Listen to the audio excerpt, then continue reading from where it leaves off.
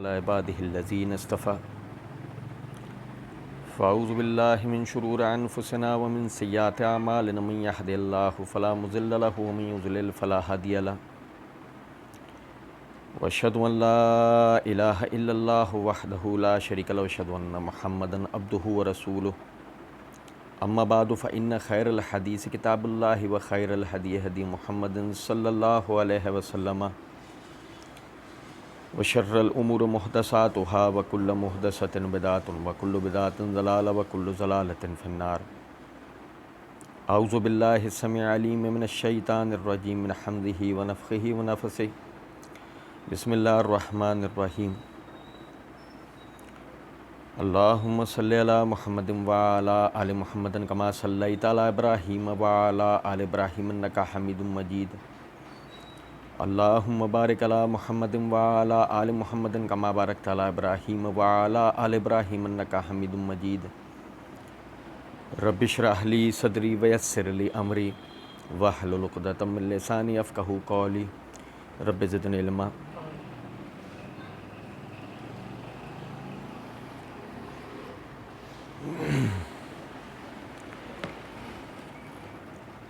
अल्लाह रब्बुल इज़्ज़त के फ़ज़ल व करम से गुस्ताख़ रसूल की शरई सज़ा और उसमें एक मुसलमान का जो आम किरदार है, इस हवाले से कुछ अर्सा पहले एक वीडियो अपलोड हुई थी, सानिया सियालकोट और हमारा किरदार। उसमें अल्लाह ताला के फ़ज़ल व करम से हमने पूरी तफ़सील जो है वो बयान की थी। पिछले दिनों भारत में नूपुर शर्मा, जो कि बीजेपी की एक अहम रुकन और स्पोक पर्सन है और वकील है, उसने नबी सल्लल्लाहु अलैहि वसल्लम के ख़िलाफ़ हर्ज़ा सिराई की, इस्लाम के ख़िलाफ़ अपने खुब्स बातन का इज़हार किया, जिसके नतीजे में आलम इस्लाम के अंदर तमाम मुसलमान गैज़ व ग़ज़ब का शिकार हुए और कई ममालिक के अंदर एहतजाज और भारतीय मसनूआत का बाइकॉट का सिलसिला शुरू हुआ।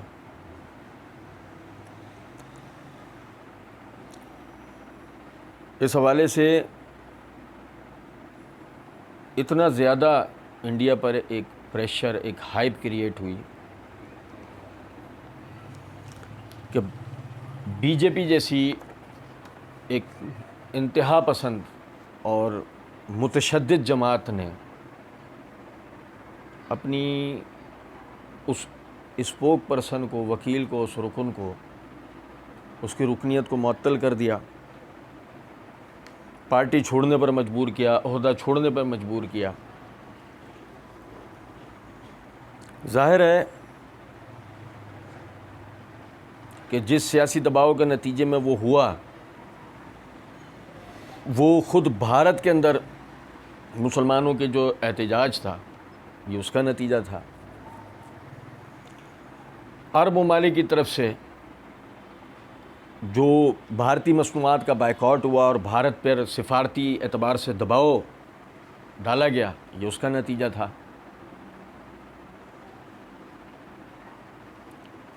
लेकिन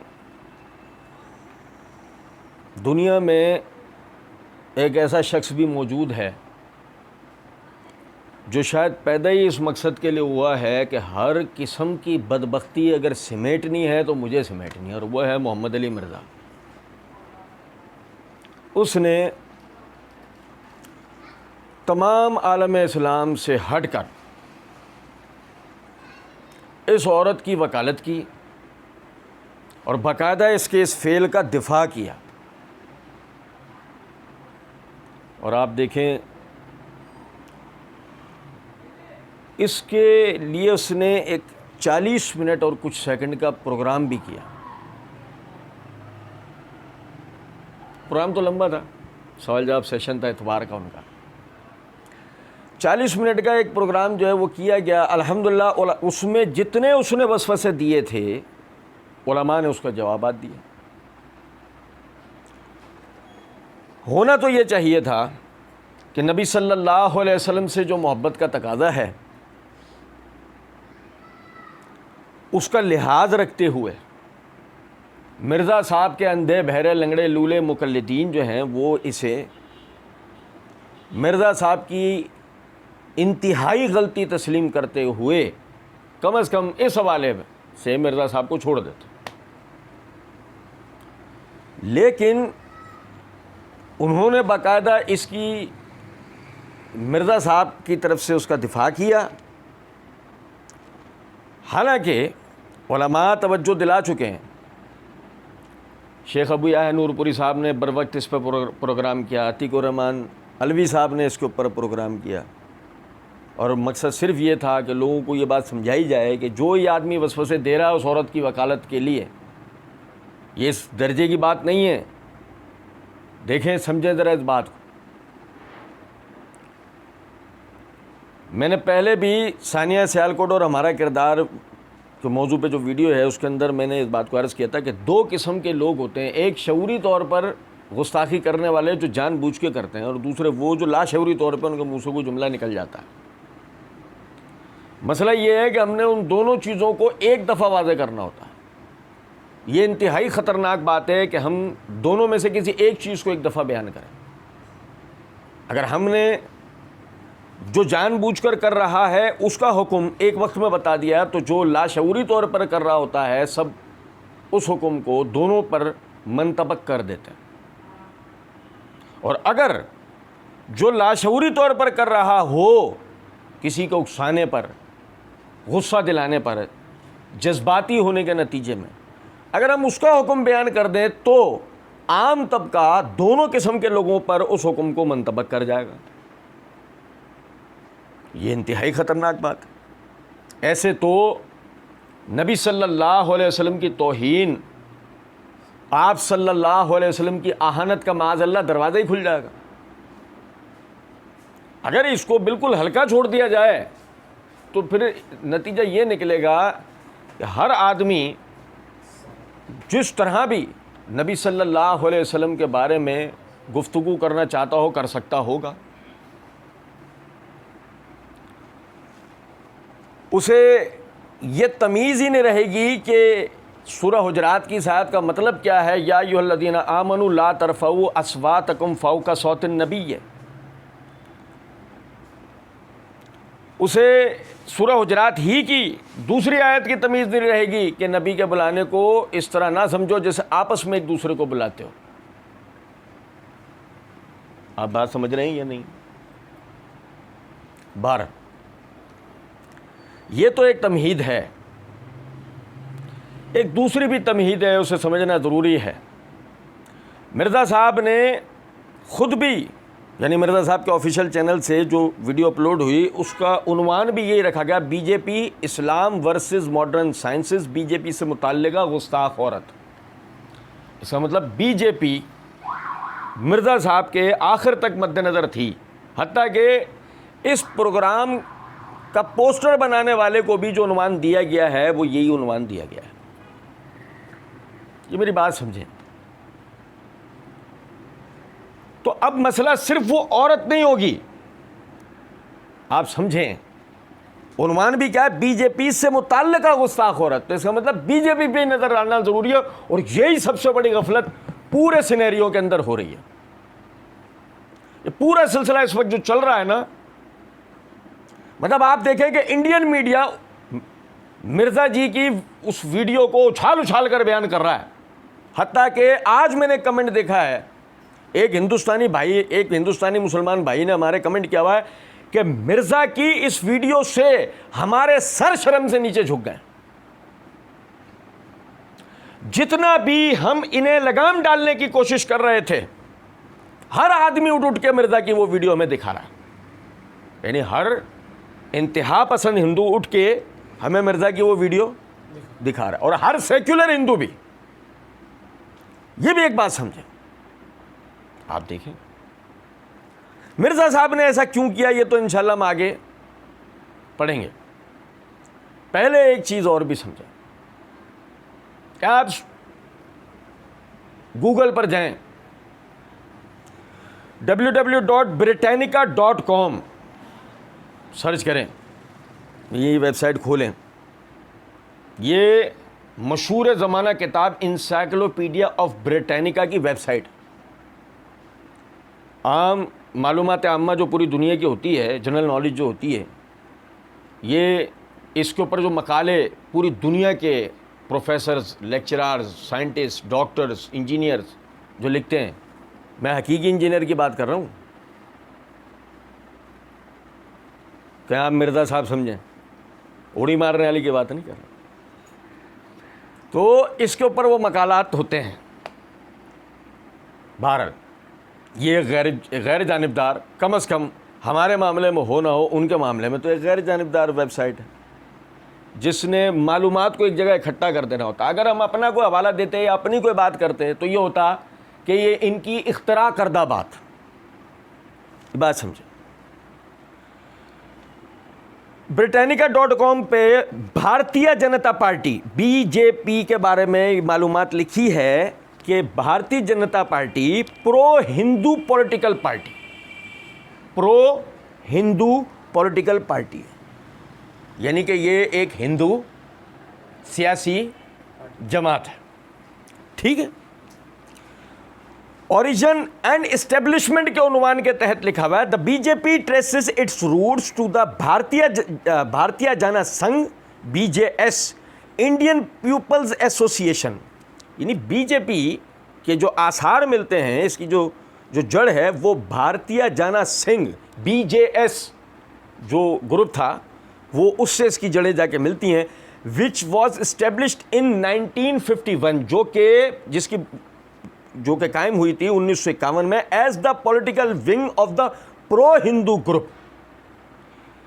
ये एक यानी कि एक पॉलिटिकल, ये सियासी बाजू था एक हिंदू जमात का राष्ट्रीय स्वयं सेवक संघ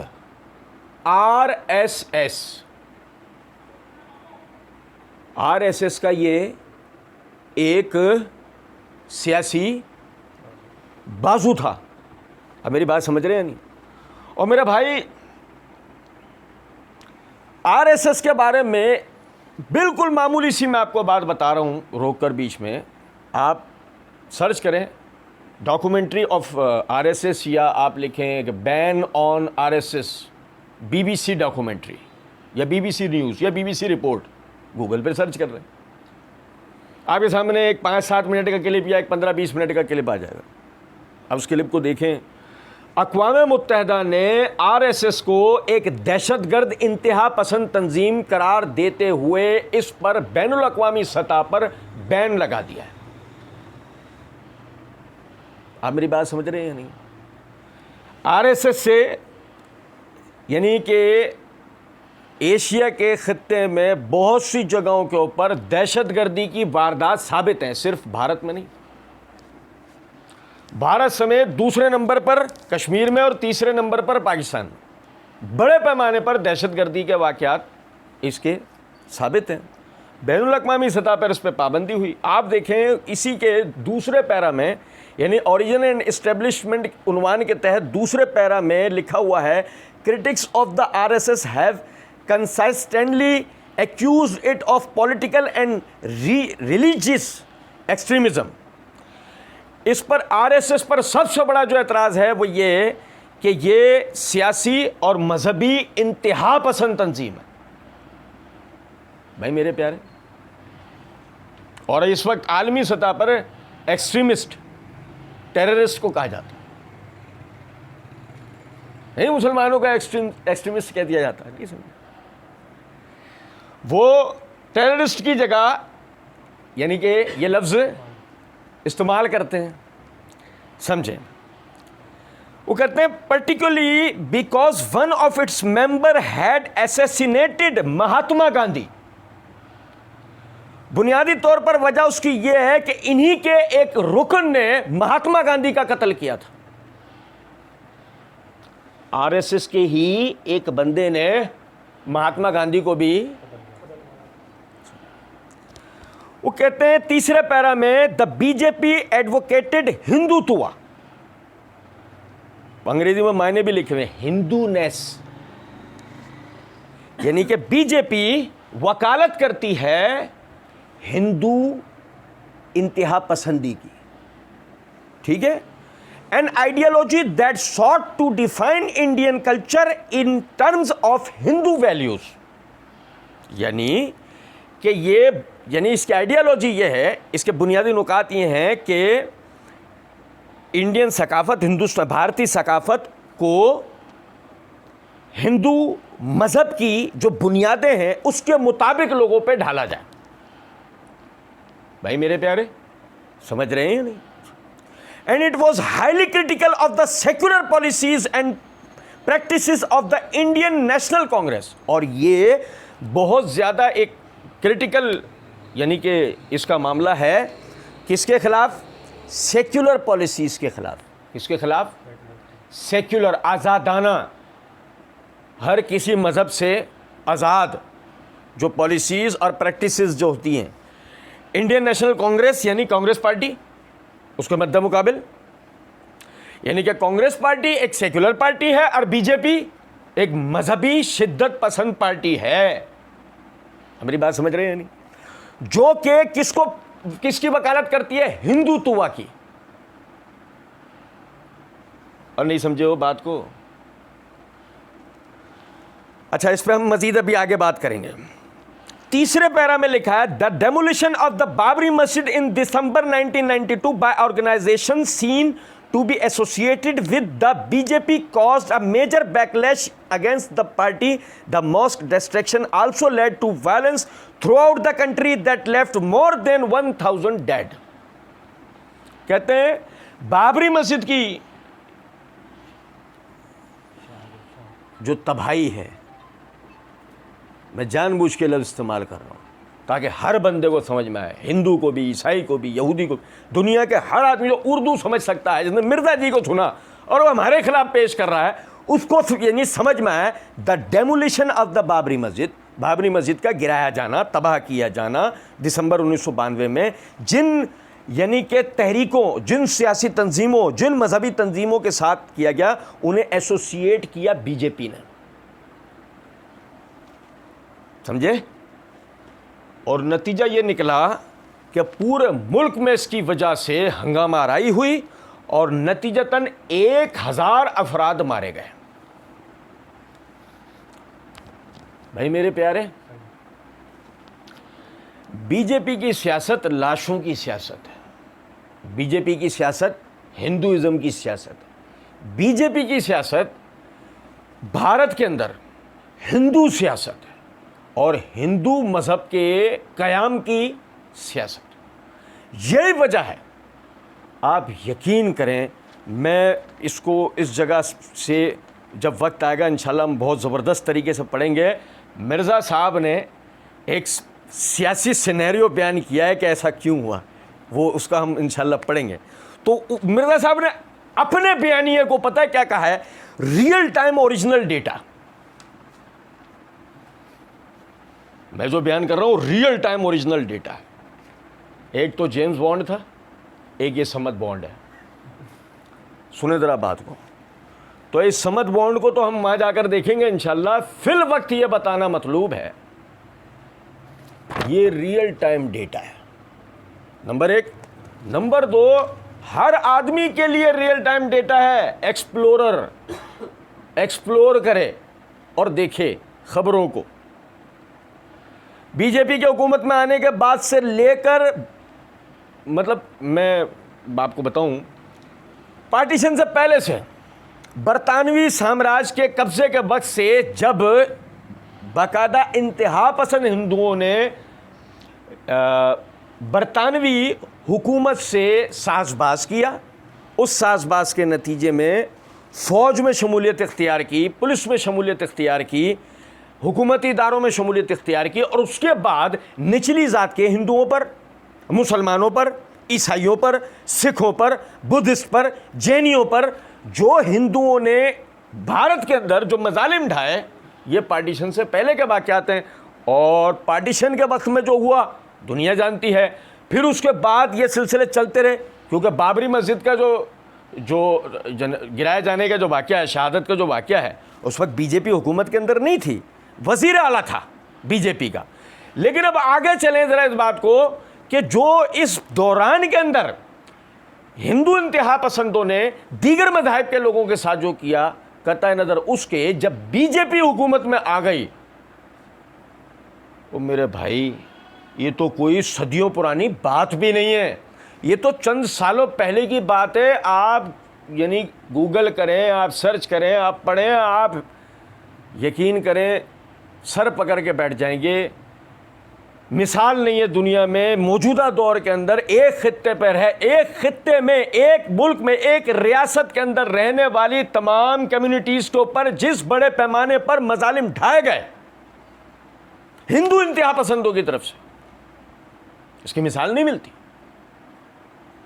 हत्ता कि भारत के अंदर नक्सलवाद तहरीक पनपी, पहले से ज्यादा मजबूत हुई, खालिस्तान तहरीक पहले से ज्यादा मजबूत हुई। आंखें खोल देने वालों के लिए इतनी बात काफी है कि भारत के अंदर भारत गद्दार तहरीकें मजीद पनपना, मजीद तरक्की करना शुरू की। आखिर ऐसा क्या हुआ? अगर वो सेक्युलर स्टेट ही थी, वो डेमोक्रेटिक स्टेट ही थी, तमाम अफराद को उसी तरीके से जिंदगी गुजारने के हुकूक हासिल थे जैसे कि हिंदुओं को हैं, तो सवाल ये पैदा होता है भारत को तोड़ने वाली तहरीकें, भारत को से रियासतों को अलहदा मांग करने वाली तहरीकें और भारत गद्दार तहरीकें इतनी ज़्यादा क्यों पनपती? कुछ तो हुआ था ना। एक साल पहले दिल्ली में बड़े पैमाने पर कत्लेआम हुआ।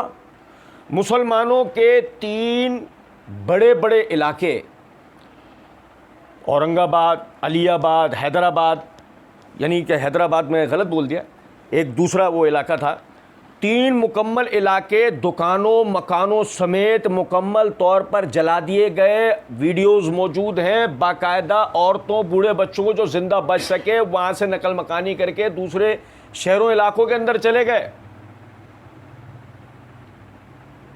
जहां दिल करा, जहां कोई मौका हाथ आया, वहीं मुसलमानों के ऊपर बड़े पैमाने पर मजालिम ढाए गए। और मुसलमानों की बात नहीं है, ईसाइयों पर ढाए गए, जैनियों पर, बुद्धिस्ट पर, सिखों के ऊपर। ये आज का भारत है। और यकीन करें कि इस भारत के ऊपर पूरी दुनिया में क्रिटिसाइज हुआ है। मोदी यूरोप के चक्कर में था, बाकायदा पार्लियामेंटेरियन ने मोदी के खिलाफ तकरीर की और आरएसएस की गुंडागर्दी की सारी दास्तान बयान की। मैंने अपनी टाइमलाइन के ऊपर वो वीडियो डाली है, साल हो गया उस बात। आप गूगल पे सर्च करेंगे आपको मिल जाएगी। मैं इस तमहीज से बताना क्या चाह रहा हूं आपको, आप बात कर रहे थे बीजेपी की, आपका उन्वान था बीजेपी से मुताल्लिका गुस्ताख औरत, तो आपने मक्कारी ये की कि बीजेपी का रूप लोगों के सामने रखा नहीं। और फिर इस औरत का मसला नहीं था, नूपुर शर्मा का मसला नहीं था। नूपुर शर्मा से पहले जिंदाल ने यही हरकतें की हैं, बाल ठाकरे ने ये हरकतें की। एक तीसरी तमहीद भी समझे, अकल अल्लाह ताला ने इंसान को दे रखी है। मैं यकीन करें किसी किस्म की जज्बाती बात अब तक नहीं की, हकायक आप भाइयों के सामने। अब ये भी बात अकल की है। अकल ये चाहती है कि जहां अकलियतें होती हैं, अलिफ वाली माइनॉरिटीज़, जहां अकलियतें होती हैं और ख़ास तौर पे एक उनका तारीख़ी पस मंज़र हो, एक माजी हो उनका मजालिम सहते हुए, आप समझें, वहाँ पर मौजूद लोग जब गुफ्तगू करते होंगे तो अक्सरी मज़ाहिब को मलहूज़ रखते हुए करते होंगे या नहीं? भाई मेरे प्यारे, हमारे यहाँ रहने वाले हिंदू हमारे मज़हब का लिहाज, हमारे दीन का लिहाज करके गुफ्तगू करते हैं ना, ये नहीं? अब भारत में रहने वाले भारत में रहने वाले जो मुसलमान या दीगर मज़ाहिब के जो लोग हैं, अब समझे जरा इस बात को, जबकि बीजेपी जैसी की हुकूमत है, इंतहा पसंद एक तंजीम की, उन्होंने पुलिस और हुकूमत की सरकर्दगी में जहां दिल करा वहां पर उन्होंने कत्लेआम व अफरा तफरी फैलाई। कोई रोकने वाला दुनिया में मौजूद नहीं था। पूरी पूरी ट्रेनें रोक दी, लोगों ने अपने शहरों की तरफ पैदल सफर किए, पैदल भूखे प्यासे रास्ते में मुसलमानों ने रोक रोक के अपने मुसलमान भाइयों को खाना दिया, पानी दिया, अपने घरों में सुलाया बिठाया, और उन्हीं को नहीं, हिंदुओं को भी। हमारा एक मसला है, एक तो हम पढ़ते नहीं हैं, और जो अगर पढ़ लें तो याद रखते नहीं समझे। हम जो प्रोपेगेंडा क्रिएट हो जाए बस उसकी पैरवी करते हैं। सुने जरा बात, तो ऐसा लगता है, ऐसा मुमकिन है कि भारत में होते हुए अब इस सोने पे सुहागा हो कि एक मीडिया चैनल हो, खुद आप एक मुफ्ती लेवल के आदमी हो, अगर तो ऐसा मुमकिन है कि आप बैठकर हिंदू एतकादात के ख़िलाफ़ कोई बात करेंगे, उनको मजबूर करेंगे कि वो गुस्से में आए, जज्बात में आए, और आपके दीन, आपके नज़रियात के ख़िलाफ़ कोई बात कहें। ये अकलन समझ में आने वाली बात है? भारत जैसे मुल्क में ये अकल में आने वाली बात है? मैंने अर्ज़ किया, कोई लुच्चा लफंगा टाइप का आदमी होता, कोई गली बाजार की बात होती तो समझ में आती बात।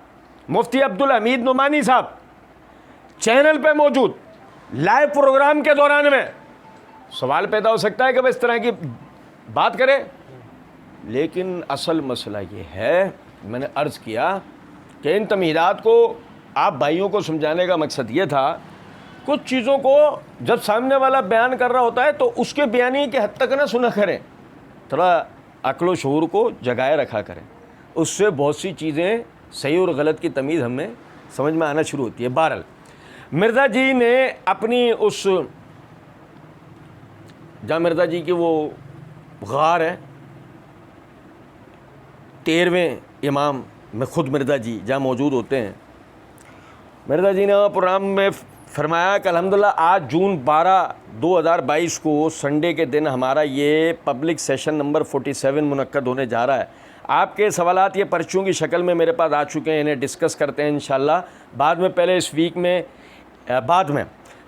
वीक में करंट इशू के तौर पर एक वर्ल्ड लेवल के ऊपर इशू सामने आया है, और इशू तो थोड़ा सा पुराना था लेकिन अब उसे हवा मिली है। मई के आखिरी हफ्ते में एक टीवी प्रोग्राम में लाइव शो के अंदर हमारे जो पड़ोसी मुल्क है इंडिया, उसमें जो हुक्मरान जमात है बीजेपी, उनकी कोई एक रुकन है, उन्होंने लाइव डिस्कशन के दौरान कुछ तौहीन आमेज़ अल्फाज जो हैं वो इस्तेमाल किए इस्लाम के हवाले से और पैगम्बर इस्लाम के हवाले से सल्लल्लाहु अलैहि वसल्लम।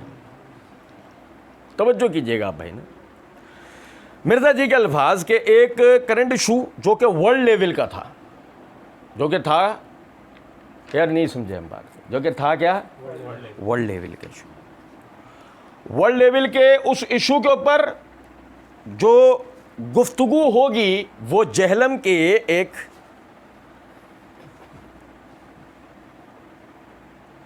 और वर्ल्ड लेवल के उस इशू के ऊपर वर्ल्ड में मौजूद जितने सियासतदान हैं, जितने मजहबी मुफक्किरीन हैं, जितने सोशल मीडिया एक्टिविस्ट हैं, जितने रिपोर्टर्स हैं, जितने एंकर पर्सन्स हैं, जितने मुफ्तियान व उलमा इकराम हैं, सारों की अकल मांद हो गई। जहलमी 13वें इमाम की अकल मिराज कर गई, और उन्होंने इसके ऊपर गुफ्तगू की है कि वो करंट इशू है। मैं इस पर पहले बात करना चाहूँगा, मैं इस पर पहले क्यों, मिन शर्रिल वसवासिल खन्नास अल्लज़ी युवस्विसु फ़ी सुदूरिन्नास मिनल जिन्नति वन्नास। मैं पनाह मांगता हूँ खन्नास के वसवसे, जो लोगों के दिलों में वसवसे पैदा करता है। वो जिन्नात में भी होता है और इंसानों में भी, तो इंसानों वाला एक वही बात कर रहा है। सुनो ज़रा बात, कहते हैं कि इशू तो थोड़ा पुराना था लेकिन अब उसे हवा मिली है। इशू क्या था बताया? इशू बताया? अल्लाह की कसम इशू बता देते ना मिर्जा साहब, जो इमारत खड़ी करना चाह रहे थे धड़ाम से ज़मीन पे आ गए थे। अब मैं आपको पहले इशू भी बता देता हूँ, वो भी ज़रूरी है। इशू ये था, बाबरी मस्जिद को शहीद क्या कहकर किया गया? यह कहकर कि इस जगह पर राम मंदिर हुआ करता था, जिसको मुगलिया सल्तनत के अंदर तबाह करके इसके ऊपर यह मस्जिद बनाई गई, लिहाजा हम इसको तबाह करके उसके ऊपर उस मंदिर की बिना दोबारा रखेंगे। और भाई समझ रहे हैं बात क्यों नहीं? भाई वो अमल सही था, जवाब क्या होगा? तो वो जवाब देना नहीं है, वहां तक बात आने देनी नहीं है। इसलिए ये जो असल इशू था इसको बताना नहीं है। अब ये असल इशू क्या था? एक मखसूस इलाका ज्ञान वापी के इलाके में एक मस्जिद, उस यानी वो कॉन्फ्लिक्ट वाली जगह थी जहां पर पहले किसी ज़माने में आधा हिस्सा उस पर मंदिर और आधे हिस्से के ऊपर मस्जिद थी। मस्जिद की तोसी के दौरान में वज़ू खाना बाहर लाने की कोशिश करने में वहां पर, जो कि पुरानी आपको पता होगा मुगलिया दौर के अंदर जब मसाजिद बनती थी उनके साथ बाग या वज़ू खाने के ऊपर फुव्वारे बनते थे। आज भी जो पुरानी मस्जिदें हैं उनके ऊपर बाग और फुव्वारे मौजूद हैं। इस मस्जिद पर भी था। उस फुव्वारे की जो साख थी वो ऐसे सुराही नुमा बोतल नहीं होती, मर्तबान, या दूसरे लफ्ज़ों में हम ये कह लें, जो किसी तरह मुमकिन नहीं है लेकिन फिर भी हम कह लें कि शिवलिंग जैसी थी। किस जैसी? हिंदू हजरात के यहाँ शिवलिंग जो होता है ना, उससे उसकी मिलती जुलती साख थी। अब मसला यह हुआ कि जब वज़ू खाने को बाहर बनाने की बारी आई तो जो इंतहा पसंद जो हिंदू थे उन्होंने उसको कहा कि यह हमारा यहाँ ये शिवलिंग बरामद हुआ, पता लगा ये भी मंदिर का हिस्सा है, लिहाजा हम वज़ू खाना बनने नहीं देंगे, इस जगह मंदिर की तोसी होगी। अब वो मसला बढ़ा और बढ़ते बढ़ते पुलिस कचहरी के मामला हो गए। जब कोर्ट तक मसला पहुंचा तो कोर्ट के अंदर जो जज मौजूद था वो भी यही जज, और फिर जाहिर है ये जज हो ना हो, लेकिन मसला सबसे बड़ा है जिस तरह का वो एक बीजेपी ने जिस तरह का माहौल इस वक्त भारत के अंदर बना रखा है, तो चारों नाचार आपको फैसले हिंदुत्व के मुताबिक करने होते हैं। तो इसलिए उस वक्त फैसला यह किया गया कि ना मस्जिद बनेगी, ना फिलहाल यहां पे मंदिर का कोई मामला होगा। फिलहाल इस मजीद अभी केस की सुनवाई उन्होंने आगे वो अखर की। इस बीच में यानी दोनों तरफ के एहतजाज और मामलात भी वो चल रहे थे, ठीक है।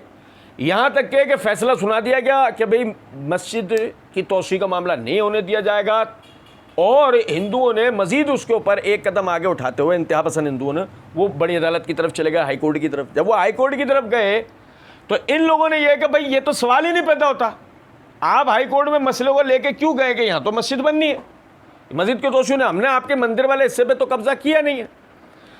अब समझे जरा इस बात को, वो जो फुवारा था, फुवारा समझते हैं आप तमाम भाई, फुवारा समझते हैं ना?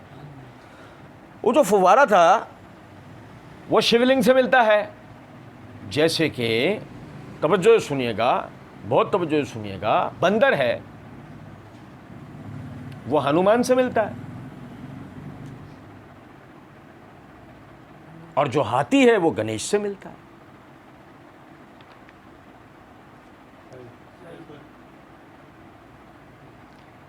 तो दुनिया में कोई हाथी बचेगा या सभी खुदा बनेंगे? नहीं ना। इसी तरह बंदर किससे मिल रहा है? हनुमान से। तो दुनिया में कोई बंदर बचेगा या सारे खुदा बनेंगे? ऐसे तो नहीं होगा। तो अगर फुव्वारे की साख्त शिवलिंग से मिलती जुलती हो तो उसको शिवलिंग बना दिया जाएगा, मान लिया जाएगा। लेकिन मसला ये है कि इसी चीज़ को हवा और इस जैसी चीज़ों को हवा देकर पहले बाबरी मस्जिद शहीद की गई थी और आज ये मसला चला। अच्छा जी, ये मसला चलते चलते मई का महीना आया और मई के महीने में इस चीज़ ने मज़ीद ज़ोर पकड़ा, और ज़ोर पकड़ा इंडियन मीडिया की वजह से। मीडिया जहाँ कहीं का भी हो, मोहल्ले में लड़ाई कराने वाली जो मासी होती है ना, उसकी तरह का। मोहल्ले में जब तक लड़ाई ना हो उसका चैन आता। मीडिया का जो रैंकिंग है, हर चैनल की जो रैंकिंग है, वो एक लफ्ज़ और इस्तेमाल किया जाता है, रेटिंग। चैनल्स की जो रेटिंग है वो बढ़ती इन चीज़ों से। फाल्स न्यूज़, झूठी खबरें, प्रोपेगेंडा, तज्जियात, डिबेट्स के नाम पर एक दूसरे को लड़वाना, नहीं समझे। और भारतीय मीडिया तो उसमें बहुत आ गया।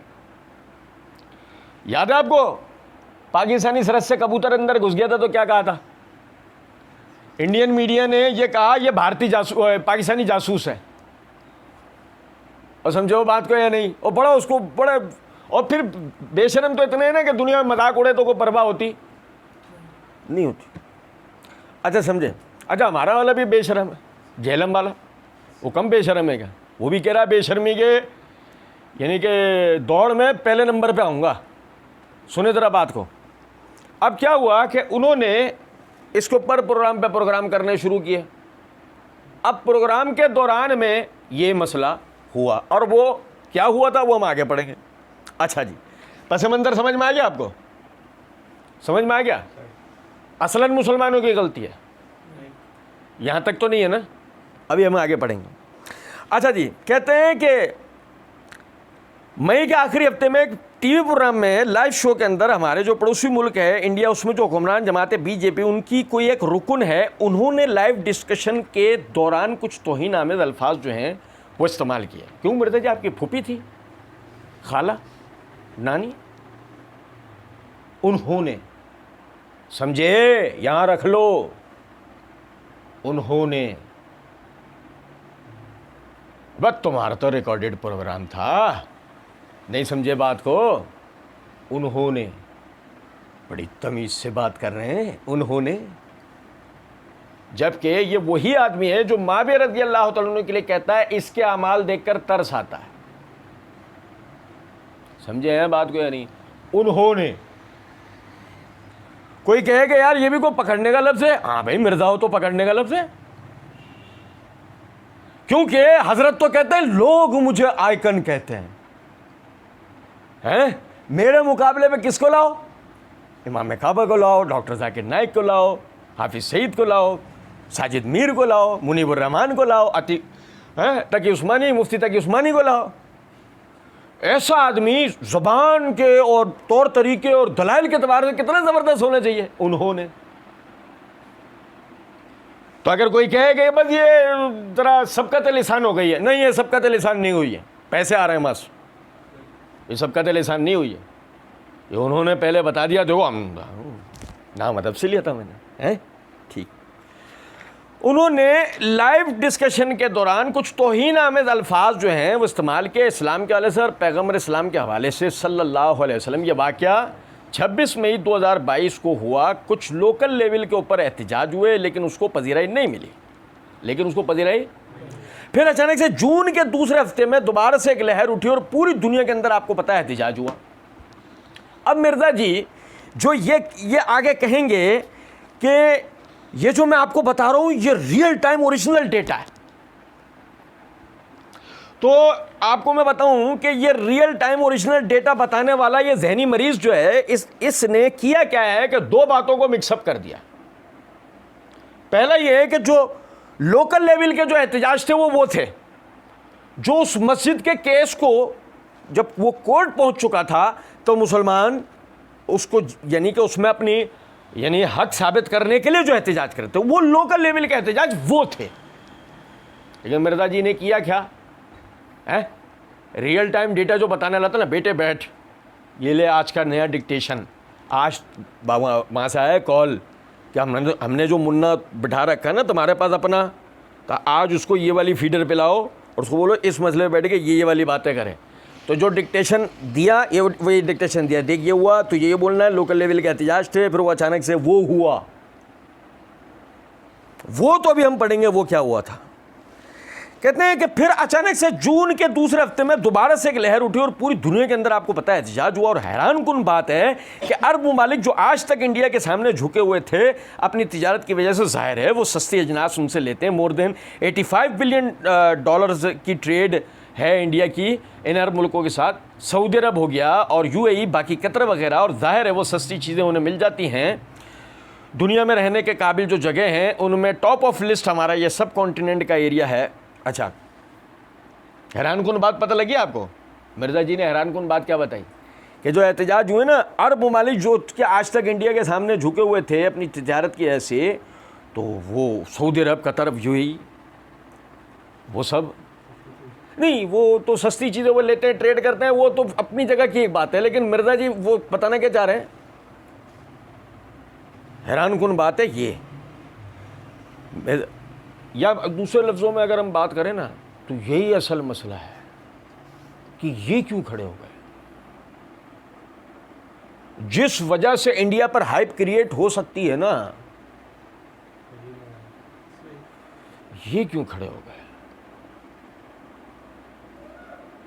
बराबर से कॉल आई, बराबर वाले मुल्क से, इंडिया की बात नहीं कर रहा हूँ, बराबर वाले मुल्क से, समझ तो आप गए होंगे, महीना आने वाला है उनका। बराबर वाले मुल्क से कॉल आई, बेटा बात यह कि अंदर के तो इत्तेहादी हैं सारे, अंदर के तो इत्तेहादी हैं सारे, और सऊदी अरब हमारा दुश्मन, अरब खित्ते हमारे दुश्मन है, वो प्रो पाकिस्तानी है, अरब खित्ते प्रो पाकिस्तानी है, लिहाजा अरबों को क्रेडिट जाने वाला है, अरब मुल्कों को इस बात का क्रेडिट जाने वाला है कि गुस्ताखे रसूल के मसले में हुर्मत रसूल का पास रखते हुए, मोहब्बत रसूल का लिहाज रखते हुए, अपने ईमान को साबित करते हुए वो आ गया है। और उन्होंने इसके ऊपर जो है इंडिया का बायकॉट किया, लेकिन पाकिस्तान ने नहीं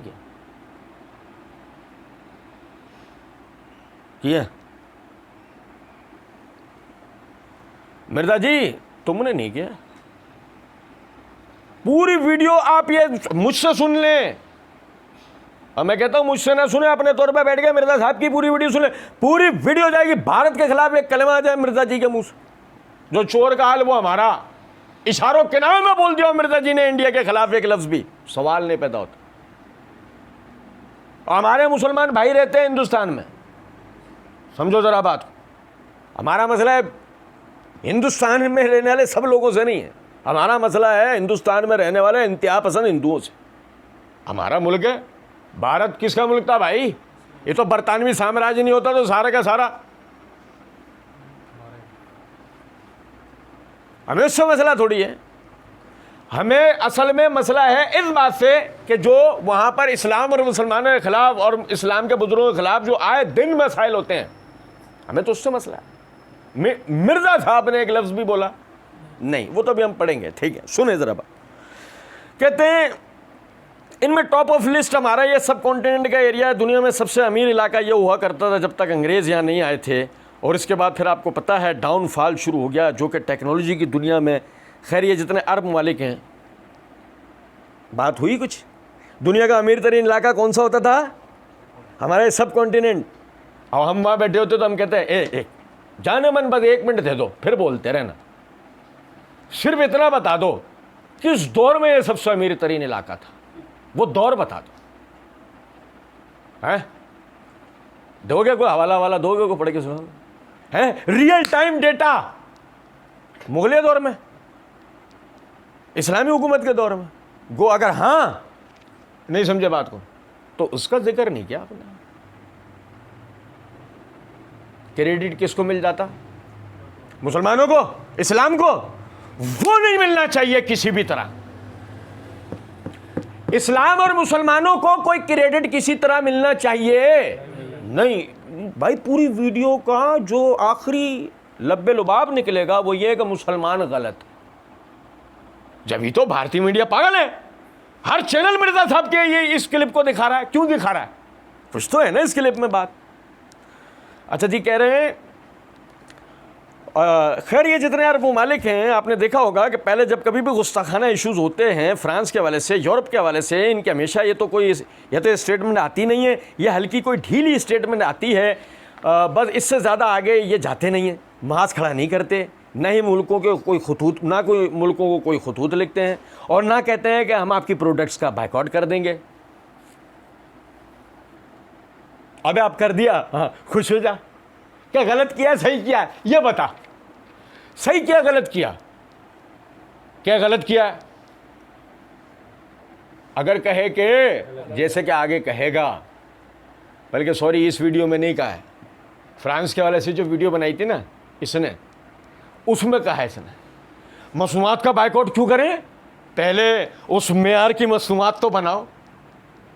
समझे नहीं समझे? अच्छा देखें, चलो वो तो हम वो उस वीडियो का तो जवाब नहीं दे रहे, वहाँ हम बताते हैं मेयार। लेकिन ज़रा आप समझें, कहते हैं कि जी भाई क्यों जो है वो पहले नहीं किया, पहले नहीं, अरे माफ़ कर दे उनको, गलती हो गई उन गरीबों से, अब कर दिया, सही किया है गलत किया है? चलो कहते हैं इंडिया ने ऐसा कौन सा जुल्म कर दिया था जो इससे पहले दूसरे किसी मुल्क ने नहीं किया हुआ था? समझे नहीं समझे? मैं आपको एक चीज़ पढ़ के सुनाता हूँ। बड़े मिर्ज़ा जी और मिर्ज़ा जी के मानने वाले बड़े हमसे नाराज़ हुए थे उस चीज़ को लेके ना।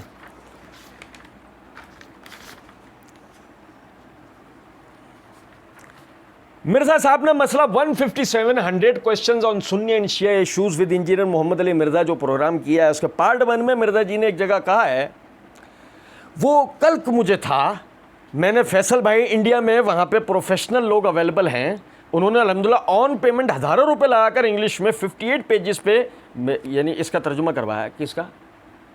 और मिर्ज़ा साहब की 72 सेल इस्नात वाक़या करबला पे जो पम्फलेट है ना, उसका। प्रोफेशनल लोग कहाँ अवेलेबल हैं? कहाँ से मिर्ज़ा साहब के इस पम्फलेट का अंग्रेज़ी में तर्जुमा हुआ है? ऑन पेमेंट पैसे कहाँ से खर्च हुए हैं? हमने वहाँ पर तसलसल से इस वीडियो का जवाब दिया था, क्लिप अलहदा हुआ, उसका हमने उन्वान रखा मिर्ज़ा साहब को फंडिंग कहाँ से होती है, मिर्ज़ा साहब को इमदाद कहाँ से होती है। ओ भाई पूरी दुनिया नाराज़ हो गई थी कि ये कौन सी तुमने मारी है दूर की इस इतनी सी बात पे। एक जुमला था, एक जुमले से समझा था हमने कि महरम नहीं है ये, मुजरिम है ये, कि प्रोफेशनल्स कहाँ अवेलेबल है और पाकिस्तान कहाँ है? सोमालिया के बराबर में। अब पाकिस्तान कहाँ है? सोमालिया के बराबर। पाकिस्तान में प्रेस नहीं है, कंपोजर्स नहीं है, हैं? पाकिस्तान का प्रिंट मीडिया नहीं है, इलेक्ट्रॉनिक मीडिया नहीं है, कहाँ से ये चैनल कैसे चल रहे हैं, अखबार कैसे छपते हैं? तेरा पम्फलेट नहीं छपेगा यहाँ, है नहीं ऐसे प्रोफेशनल लोग, और अंग्रेजी में तर्जुमा कर दे तेरे पम्फलेट का। बहुत तूने कोई 250-300 साल पुरानी बरतानवी वो लिखी थी ना। और सुने जरा बात को, इंडिया ने ऐसा कौन सा जुल्म कर दिया था जो इससे पहले दूसरे किसी मुल्क ने नहीं किया होता? देखो अगर उस पस मंजर पे हम बात करें कि इंडिया ने ऐसा कौन सा जुल्म कर दिया था, तो बस जुल्म ये है कि बाबरी मस्जिद, बल्कि उससे पहले से जब से बीजेपी का वजूद या इंतहा पसंद हिंदू जमातों का भारत में वजूद है, वो किसी तरह हुकूमती सतह पर कामयाब है और हुकूमत कर रही है, उसके बाद से मुसलमानों और इस्लाम का जो इस्तेसाल भारत में, ये उनका सबसे बड़ा जुल्म है, ये उनका सबसे बड़ा, जो कि माजरत के साथ, इंतहाई माजरत के साथ अमेरिका में नहीं है इस दर्जे का, यूरोप में नहीं है इस दर्जे का, ऑस्ट्रेलिया में इस दर्जे का नहीं है जिस दर्जे का इंतहा पसंद हिंदू भारत में और कश्मीर में कर रहे हैं।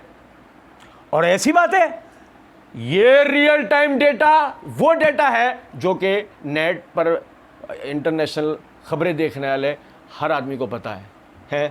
पीटीवी के 9 बजे वाले खबरनामे के बाद कश्मीर फाइल जाता है, उस अगर आदमी देखता हो, हर ऐसे आदमी को पता है। ये समझ रहे बात क्यों नहीं? अच्छा, इंडिया ने ऐसा कौन सा जुल्म कर दिया था? अच्छा फिर चलो इस पस मंजर में जुल्म बताते हैं आपको, इंडिया ने ऐसा कौन सा जुल्म किया? जुल्म ये किया, आपको एक मजहबी मसले को, अगर आपके सेक्युलर चैनल्स हैं, आपको एक मजहबी मसले को सेक्युलर चैनल पे लाना चाहिए था। अगर आपके सेक्युलर चैनल्स जो सेक्युलर होने का दावा करते हैं वो एक मजहबी मसले को चैनल के ऊपर क्यों लेकर आए, जिसका मतलब और कुछ नहीं है सिवाय इसके कि मुसलमानों के लिए एक पूरी मनसूबाबंदी बनाई जा रही थी। ख़ास तौर पर उस जगह के ऊपर मंदिर को तामीर करने के लिए पूरा प्लांटेड सिलसिला था। देखना आगे मिर्ज़ा जी कैसा इसका इनकार करेंगे। ठीक है, अच्छा कहते हैं कि इंडिया ने ऐसा कौन सा जुल्म कर दिया था जिससे पहले दूसरे किसी मुल्क ने नहीं किया होता। तो मुसलमानों को सोचना चाहिए था न कि गल विच कोई और है, गल विच कोई और है, इंटरनेशनल पॉलिटिक्स है ये बेसिकली है, समझे। ऐसा कौन सा भारत ने जुल्म कर दिया था। मुसलमानों को ये सोचना चाहिए, मुसलमानों को ये सोचना चाहिए। बेसिकली ये इंटरनेशनल पॉलिटिक्स है। अब भाई सुनो ज़रा, इंटरनेशनल पॉलिटिक्स मिर्ज़ा जी आपको बताएंगे इंशाल्लाह। पता है इस वक्त में मिर्ज़ा जी कहाँ से बात कर रहे थे, ये वो जहलम के अंदर थोड़ी, पेंटागन में बैठे हुए। इंटरनेशनल पॉलिटिक्स पे बात कर रही है चोचो। आप सुने ज़रा, चोचो की सुनाएंगे हमें। कहते जिसकी जलसों में इमरान खान साहब मिसालें दिया करते थे ना कि इंडिया को देखो आज़ाद पॉलिसी है, वो रशिया से भी ले रहा है, अमेरिका से भी उसके अच्छे ताल्लुकात हैं। तो मेरा ख्याल है अब इंडिया को भी पता चल गया होगा और इमरान खान साहब को भी पता चल गया होगा कि वो जब चाहें जिसकी चाहें गिच्ची मरोड़ देते हैं, जो दुनिया में सुपर पावर हैं और डिज़र्व करते हैं। अच्छा, हम वहाँ बैठे होते थे, हम कहते हैं कि जाने मन ऐसा क्यों नहीं कर लेते, रॉ ज्वाइन कर लो, दरख्वास्त दो, भारतीय पॉलिसी मेकर बन जाओ, हैं। पहले से खबरदार कर दिया करो भारत को आने वाले खतरात से। ऐसी पॉलिसीज दे दिया करो पहले से बना के भारत को कि जिससे भारत को अंदाज़ा हो जाए कि अमेरिका को छोड़कर रशिया से हाथ नहीं मिलाना है, रशिया को छोड़कर अमेरिका से हाथ नहीं मिलाना, या ये करना है वो नहीं करना। तुम जाके बता दिया करो भारत को, और समझे हो बात को या नहीं। और भारत ने इस सिलसिले में जितने पॉलिसी मेकर्स बना रखे हैं वो सारे हडराम हैं, उन्हें कुछ आता जाता नहीं है, मक्खियां मार रहे हैं, तनख्वाहें ले रहे हैं, मक्खियां मार रहे हैं, तनख्वाहें ले रहे हैं। उन्हें तो पता ही नहीं है, पाकिस्तान को पता ही नहीं है, अमेरिका को, रशिया को नहीं पता होगा। लेकिन एक तो था जेम्स बॉन्ड और दूसरा है समद बॉन्ड। इस जेल में समद बॉन्ड को पता लग गया। कुछ समझ में आ रही है बात या नहीं? देखो जरा इंटरनेशनल पॉलिटिक्स सुने अब जरा। कहते हैं भारत को पता चल गया होगा और इमरान खान साहब को भी पता चल गया होगा कि वो जब चाहें जिसकी चाहें गिच्ची मोड़ देते हैं, जो दुनिया में सुपर पावर है और डिजर्व करते हैं, और डिजर्व करते हैं। जाहिर है उन्होंने ये मनसब अर्न किया है, जब अर्न किया है तो उनका ऑर्डर चलेगा, वर्ल्ड ऑर्डर है, ये एक नेचुरल चीज़ है। ये यानी मैं फ़ख्र से नहीं कह रहा हूँ, ये दुख है, लेकिन ये रियलिटी है, इसे एक्सेप्ट करना चाहिए।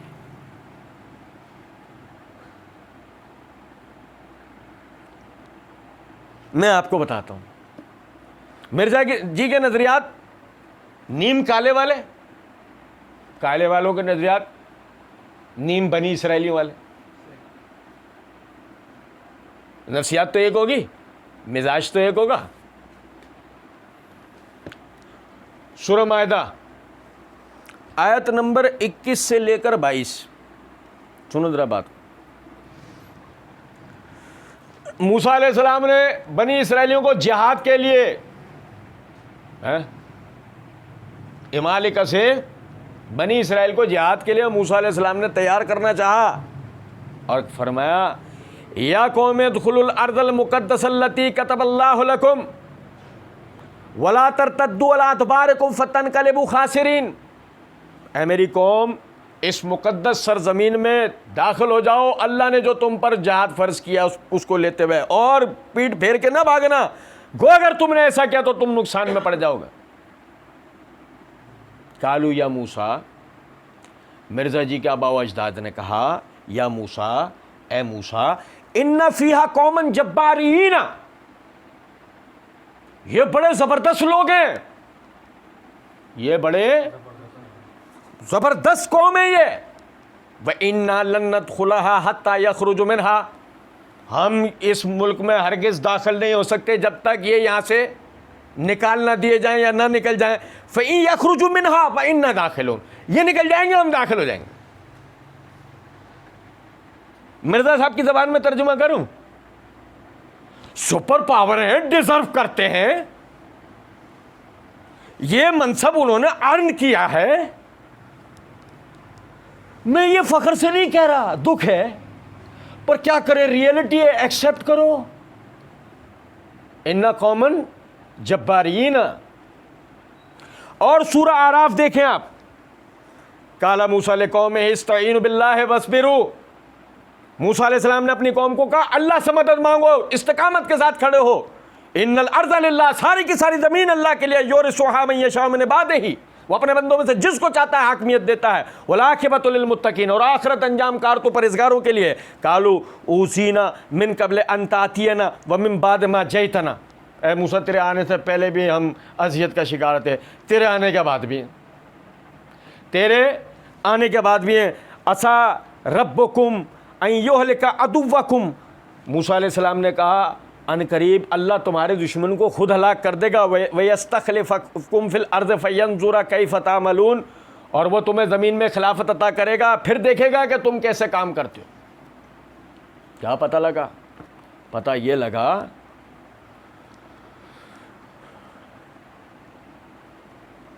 इस्तईनु बिल्लाहि वस्बिरू, मदद अल्लाह से तलब की जाती है और इस्तिकामत के साथ खड़ा हुआ जाता है। फला तनकलिबू, पीठ फेर कर भागा नहीं जाता। दुनिया में कोई भी सुपर पावर नहीं। आप देखें मिर्जा साहब तौहीद बयान करते हैं, तौहीद बयान करेगा, ये मुंह बेच कर आए तो टूटी चप्पल नहीं मिलेगी, तौहीद बयान करेगा। गैर अल्लाह को सुपर पावर कहने वाला तौहीद बयान करेगा। अब बताइए, बताइए जरा बात को। और मेरे भाई, किसी फौज का, सुनो, एक किसी मुल्क का मुस्तकिल जंगों में रहना, किसी मुल्क का इत्तेहादी अफवाज बना के उनका सरपरस्त आला बन जाना, किसी कौम का जंग के अंदर बज़ाहिर एक ज़माना लगाकर माहिर हो जाना, इस बात की दलील नहीं होता कि वो मुल्क, वो कौम सुपर पावर बन गई है। और अमेरिका, और वीडियो, ओहो, वीडियो है 22 जून 2022 की, जबकि अफगानिस्तान में अमेरिका को शिकस्त होकर तालिबान की हुकूमत आए, साल बीत चुका है, और उसके बाद भी हमारा ये 13वां इमाम, ये झेलमी राधा कह रही है सुपर पावर है वो अमेरिका, ये उन्होंने जो ना आनंद किया है। क्या करें, रियलिटी तस्लीम करना पड़ेगा। तालिबान ने किया था, जिहाद किया, कहाँ फेंका उठा के अमेरिका को, निकलो चलो। समझे हो कुछ बात को या नहीं? और मेरा मोस्ट फेवरेट पार्ट इस हिस्से का, मिर्जा जी ने आगे अरब खित्तों के लिए ये बात कही। अरब मुल्क जो है वो आपको पता है गुलाम है, ओरिजिनल वाले गुलाम इनके।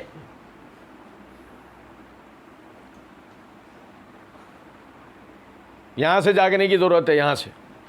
अरब मुल्क जो है वो आपको पता है गुलाम है, ओरिजिनल वाले गुलाम इनके रशिया के साथ, जिनकी रशिया के साथ नहीं बनती, रशिया के साथ अमेरिका की नहीं बनती। मिर्जा जी कहना चाह रहे हैं कि अरब ममालिक किसके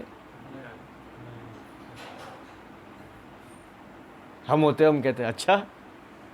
हाँ, अच्छा, वो थोड़ी देर पहले कौन कह रहा था ये बात कि वो जब चाहें, जिसकी चाहें गिच्ची मोड़ देते हैं, जो दुनिया में सुपर पावर है और डिजर्व करते हैं, जाहिर है उन्होंने मनसब अर्न किया है। जब अर्न किया है तो उनका ऑर्डर चलेगा। वर्ल्ड ऑर्डर एक नेचुरल चीज़ है ये, यानी मैं फ़ख्र से नहीं कह रहा, ये दुख है, लेकिन ये रियलिटी है, इसे एक्सेप्ट करना चाहिए। कौन है ज़हनी ग़ुलाम? कौन है ये ज़हनी ग़ुलाम?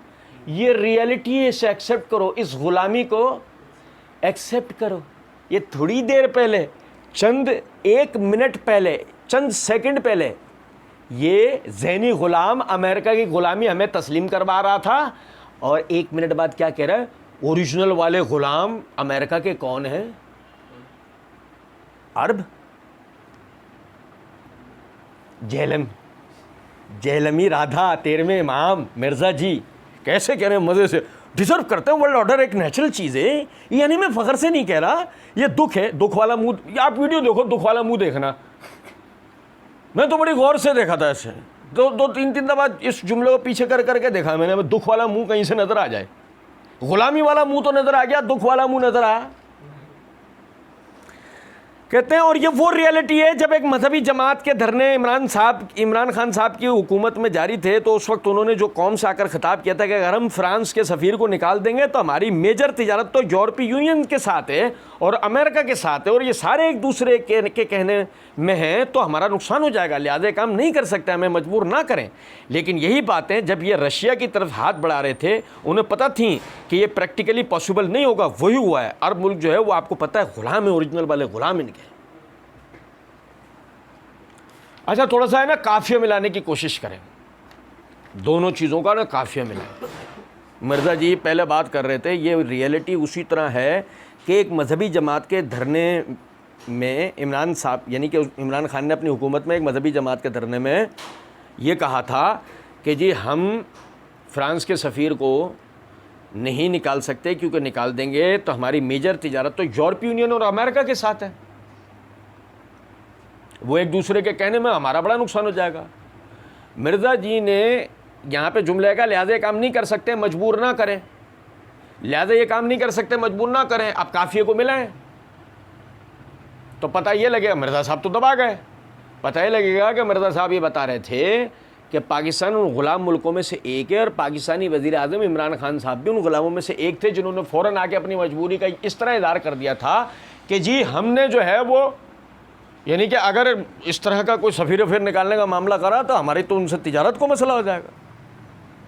मिर्ज़ा जी के हवारी कहें हमारा ये मकसद नहीं है, तो हम कहेंगे पीछे उनको सुपर पावर कह के आगे इस जुमले को आपने यूँ स्टार्ट किया, और ये वो रियलिटी है। मिसाल देते हुए अब आप कह रहे हैं कि एक मजहबी जमात, और फिर वो चलते चलते मामला आप यहाँ तक लेके आए इमरान खान साहब की बात तक। तो इमरान खान साहब उस वक्त पाकिस्तान के वज़ीर आज़म थे, तो आपने पूरी पाकिस्तानी कौम को गुलाम साबित किया, खुसूसन जो हुकूमत के साथ खड़ी थी। तू ही होगा।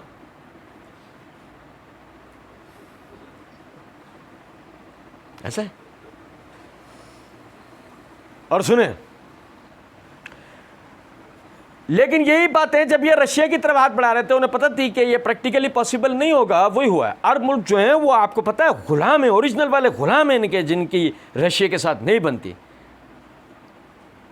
होंगे। फिलहाल तो मैंने आपको बताया कि ओरिजिनल वाला गुलाम नजर आया, ज़हनी गुलाम।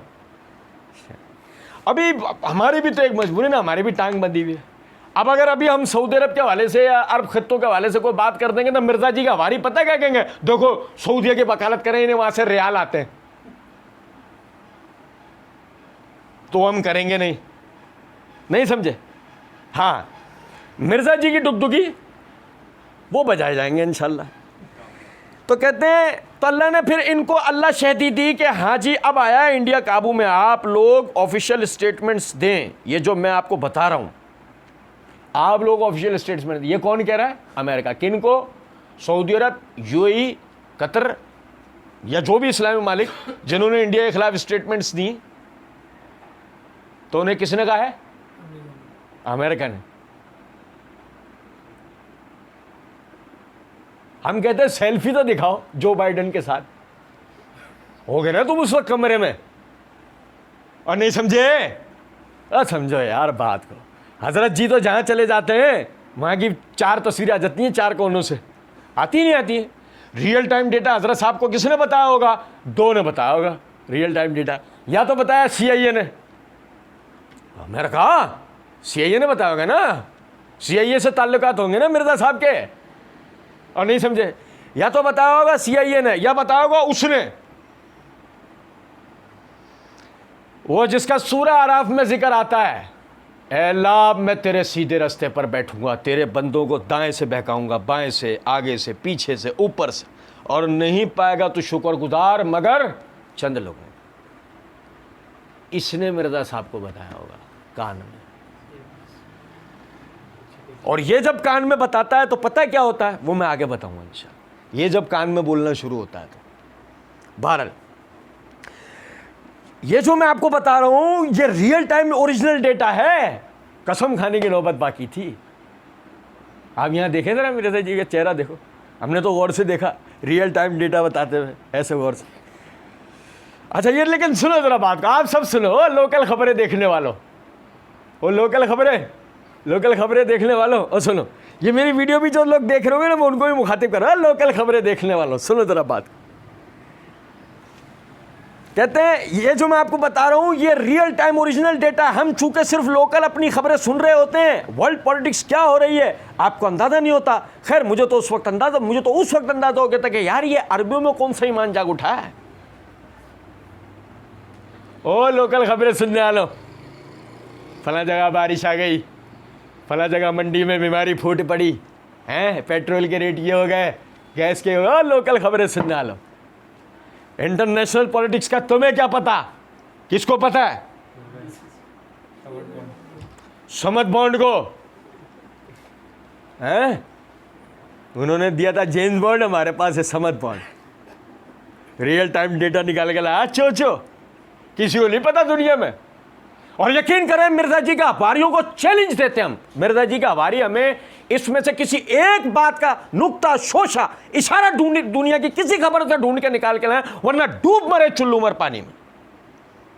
अगर इस बेशरम बेगैरत की किसी भी तरह दिफा कर रहे हैं, ये हमें खबरें सुनाएंगे, इंटरनेशनल पॉलिटिक्स ये हमें बताएंगे, इनके बाप दादाओं में से किसी को नहीं पता थी। सुने जरा बात को। कहते हैं खैर मुझे तो उस वक्त अंदाजा हो गया था कि यार ये अरबों में कौन सा ईमान जाग उठा। हाँ तो तुम्हारा अरबों से ताल्लुक क्या है? जद्दी पुजदी दुश्मनी है। आई नहीं समझ, आने वाला है ना महीना, आई नहीं समझ। अच्छा जी, कहते हैं इससे बड़े वाकयात हुए। सबसे तवाना आवाज़ पूरी दुनिया में दो मुसलमानों की थी, एक इमरान खान साहब की और दूसरे तैयब उर्दगान की। उसे तूने छोड़ा नहीं, तैयब उर्दगान की पता नहीं आजकल में बारी आ जाएगी। सही, इस्लामोफोबिया के खिलाफ, गुस्ताखाना कार्टून्स के खिलाफ उस वक्त ये सारे अरब मुल्क सोए पड़े हुए थे। वो जो कुछ हो रहा था वो इससे बुरा था। ये तो एक स्टेटमेंट दिए, ये तो एक फुप्पी का जिक्र शुरू हो रहा है, नूपुर शर्मा का जिक्र शुरू हो रहा है। सुनो जरा बात का, वो इससे बुरा था, ये तो एक स्टेटमेंट दी। उसके बाद उसके ऊपर फिर मुकदमा कायम हुआ, उसने ऑफिशियली आकर माफ़ी भी मांग ली, वो हाथ जोड़ जोड़ के अपनी ज़िंदगी की भीख भी मांग रही है।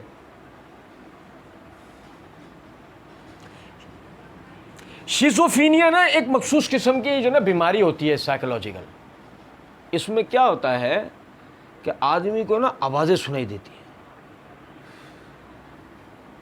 चेहरे दिखाई देते हैं, अक्स ऐसा लगेगा कोई जा रहा है, ऐसा लगेगा कोई बातें कर रहा है उससे। समझ रहे हैं? शिज़ोफ्रेनिया की बीमारी में ये होता है ऐसा।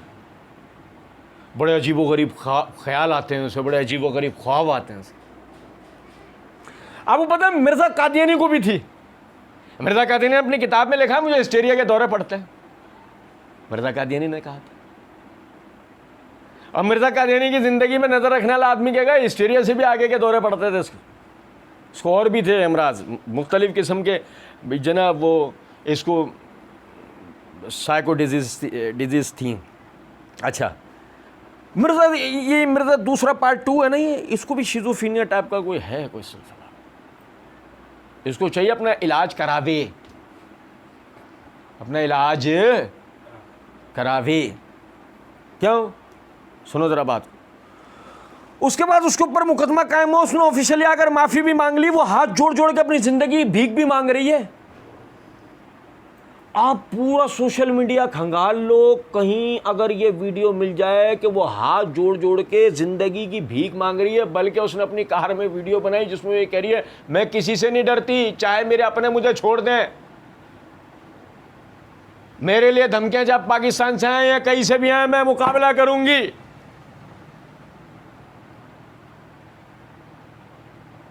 हाथ जोड़ जोड़ के माफ़ी मांगती नजर आ रही है मिर्ज़ा जी को।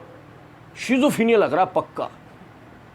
वो मिर्ज़ा जी पूरी रात सोचते रहे तो दौरा पड़ा तो यही नजर आई और इसी के बाद आई। समझे नहीं समझे बात को? ये है सारा मसला। और वो जो स्टेटमेंट दी उसने वो रिबटल के तौर पर दी, जज्बात में आके वो जो स्टेटमेंट उसने दी वो रिबटल के तौर पे, तनकीद के तौर पे दी, जज्बात में आके। अच्छा जी देखो मैं आपको एक बात बताऊं, एक मिर्ज़ा जी कह रहे रिबटल के तौर पे दिया, ये ब्लास्फेमी थी, रिबटल नहीं था, ये ब्लास्फेमी थी। ये बाकायदा तौहीन मजहब था, रिबटल नहीं था। जिसकी सबसे बड़ी दलील ये है कि उसका गुस्सा ठंडा होता, वो ऑन एयर ऑन लाइव उसी टाइम माफ़ी मांगती है अगर ये जज्बात में उसने कह दिया था, क्योंकि वो कोई मामूली औरत नहीं थी। आप विकीपीडिया पे जाएं, विकीपीडिया पे इस औरत का तारुफ लिखा हुआ है, Nupur Sharma is an Indian politician and lawyer.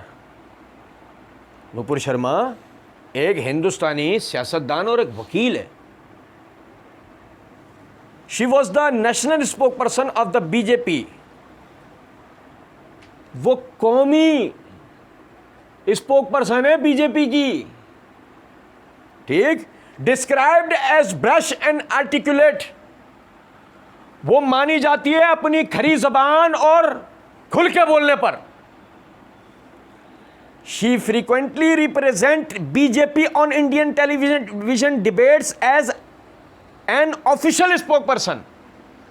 और वो बीजेपी के नजरियात को, बीजेपी की बातों को पेश करती है वजाहत के साथ टेलीविजन चैनल्स पे मुबाहिसों के दौरान, किस हैसियत से? ऑफिशियल स्पोक पर्सन, बीजेपी की ऑफिशियल स्पोक पर्सन। विकिपीडिया पे इसकी एजुकेशन लिखी हुई है, फैकल्टी ऑफ लॉ से पढ़ा क्या? BA LLB, BA LLB। और London school of economics and political sciences से उसने LLM कर रखा है, मास्टर ऑफ लॉज।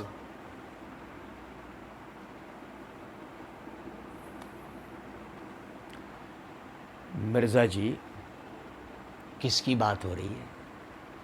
बात हो रही है उसकी कि जो औरत पक्की उम्र की है, कम से कम औरत की इसकी उम्र 35-40 के दरमियान की है, नंबर एक। नंबर दो, ये उम्र एक सूझबूझ की उम्र होती है, नंबर एक। नंबर दो, औरत पढ़ी लिखी औरत है, और मामूली पढ़ी लिखी औरत नहीं है, मास्टर ऑफ लॉज कर रखा है उसने, ठीक है।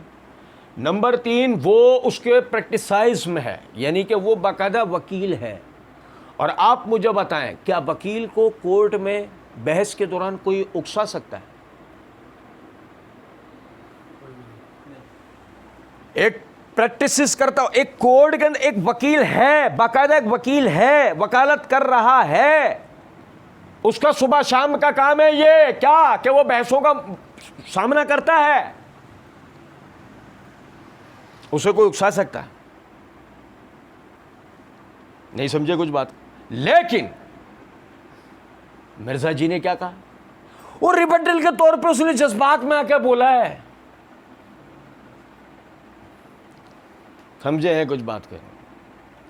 अच्छा मुझे बताएं, रिबटल के तौर पे जज्बात में आके बोलने वाली औरत को नेशनल चैनल्स के ऊपर बाकायदा ऑफिशियल स्पोक पर्सन के तौर पर बीजेपी भेज सकती है? जो जज्बात में आकर कभी कुछ भी बोल सकती हो, भेज सकती है? नहीं। और ये उसका कोई आजकल का था सिलसिला, वो पहले से आ रही थी, पहले से बहस में शरीक होती थी, पहले भी उसका यही तरीका था। और फिर देखें कि जब वो डिस्क्राइब शुदा बात है कि वो एक यानी कि बिल्कुल खुले आम बात करने वाली वो औरत है, तो वो लाजमी सी बात है वो इस किस्म के जुमले तो वो बोलेगी। 12 कहते हैं कि वो जो स्टेटमेंट थी उसने वो रिबटल के तौर पे दी जज्बात में आके। जब आप किसी के रिलीजन पर हमला करेंगे, उसके जवाब में वो आपके रिलीजन पे हमला करेगा। कोई ऑर्गेनाइज तरीके से ये काम नहीं चला था। जब आप किसी के रिलीजन पे हमला करेंगे, वो आपके रिलीजन पे हमला करेगा। चलो जी भाई, समझना जरा बात को। उस औरत का कोई कसूर नहीं है, कसूर किसी और का है। तयशुदा बात है कि आप किसी के मजहब पर हमला करोगे, बोलोगे, वो आपके मजहब पर बोलेगा, मंतकी बात। कोई ऑर्गेनाइज तरीके से ये काम नहीं चला था, ये कोई प्री प्लान मंसूबा नहीं था, ये कोई मंसूबा साजी वाला सिलसिला। अच्छा ऐसे आप सब भाई ज़रा यहाँ से जागने की ज़रूरत, जो सुनने वाले वीडियो भी सुने, मिर्ज़ा साहब के अंधे बहरे लंगड़े लूले मुकल्लिदीन वो भी सुने। अच्छा कौन कह रहा था इससे पहले तक कि ये ऑर्गेनाइज्ड है? दुनिया में किसी के मुंह से आपने सुना था? सोशल मीडिया पे किसी के मुंह से सुना था? कोई दुनिया में ये कहता मिला हो कि ये मुनज़्ज़म साजिश है? इस वाक़े के लिए कहा हो किसी ने दुनिया में कि ये मुनज़्ज़म साजिश है? किसी ने बोला? शिज़ोफ्रेनिया नहीं है ना? अब मतलब तू बीमार तो नहीं ना, नफ्सियाती आर्ज़ा तो नहीं ना तुझे? नहीं। तो ये एक ऑर्गेनाइज्ड मामला था। दलील सबसे बड़ी क्या है? ये हमने पीछे जो बात की ना जितनी, उन सबको आप छोड़ दीजिए। ये ऑर्गेनाइज्ड मामला था। दलील इसकी क्या है कि मिर्जा जी कह रहे हैं ये ऑर्गेनाइज्ड नहीं था। क्योंकि पूछे कोई इस बात को, ये तुमने जुमला बोला क्यों? कुछ तो तुम्हें पट्टी पढ़ाई गई है ना? नहीं समझे? ओ मेरे भाई, भारत में जहां कहीं मुस्लिम कुछ फसादात हुए उससे पहले इसी तरह के मामलात खड़े किए गए और हुकूमती सरपरस्ती में मुसलमानों की नस्लकशी की, कत्लेआम की कोशिशें की गई। भारत पे गहरी निगाह रखने वाले हर आदमी को इस सच्चाई का पूरी तरीके से इदराक है, सिवाय जहलमी राधा के। चोचो को रियल टाइम डेटा दे रही हूँ, या तो पता सब कुछ है और या पता कुछ भी नहीं है। कुछ बात आ रही है समझ में? भारत ये ऑर्गेनाइज तरीके से काम नहीं चला था। अच्छा ऐसी मिर्जा जी से वैसी को पूछा, अच्छा मिर्जा जी अगर चल जाता तो क्या था? अगर चल जाता चलो तो हम करते इस पर बात और ख़त्म, दिया। ये मैंने जैसे पस मंज़र बताया कि ये हमारे लिए जानना ज़रूरी है, क्योंकि पस मंज़र हमें बताता है ये ऑर्गेनाइज तरीके से बीजेपी और मीडिया ने मिलकर ये सारा मामला किया है। एक हादसाती तौर पर टीवी टॉक शो में हो गया और इसके ऊपर एक्शन भी ले लिया बीजेपी ने दबाव में आकर, लेकिन इसके बावजूद अभी तक इसको ठंडा नहीं होने दे रहे। इंडिया बेसिकली वो इंडिया को इसकी औकात में रख रहे हैं। तुझे बड़ा शौक है ना रशिया के साथ तिजारत करने का, तो तेरा शौक निकाल देते हैं। तुझे बड़ा फ़ख्र है ना कि मैंने सबके साथ बना के रखी हुई, तो तुझे बता देते हैं कि दुनिया में हुक्म किसका चलता है? मिर्जा जी का अब्बू का, अमेरिका का है। नहीं समझे? ये है पीछे इसके रीज़न, ये था इसके पीछे रीज़न। समझ में आ गया आपको? ये था इसके पीछे रीज़न। बाकी जो रियल टाइम इधर हुआ, इसको ज़ाहिर एक चिंगारी एक दिखाने की ज़रूरत थी और पूरी दुनिया में उन्होंने ये मामलात खड़े कर दिए। और वो जो प्रोग्राम के अंदर जो कुछ हुआ और जो 3 एतराज़ात उसने उठाए, फिर वो मिर्जा जी ने आगे वो एतराज़ात पढ़े। टाइम ज़्यादा हो गया, इसको हम आगे पढ़ेंगे। बस सिर्फ एक आखिरी बात बता के इसको यहाँ रोक रहा हूँ, बाकी इंशाल्लाह हम लाजमी इतवार वाले दिन पढ़ेंगे, ठीक है ना? यहीं से इसको कंटिन्यू करेंगे। दूसरा हिस्सा इंशाल्लाह इसका ये जुम्मे को अपलोड हो जाएगा, यानी कि इंशाल्लाह, और इतवार को इंशाल्लाह रिकॉर्ड करेंगे, जो पीर को इंशाल्लाह अपलोड हो जाएगा। सिर्फ एक छोटी सी बात समझें, ये था इसके पीछे रीज़न। हो गया? अब होना क्या चाहिए था?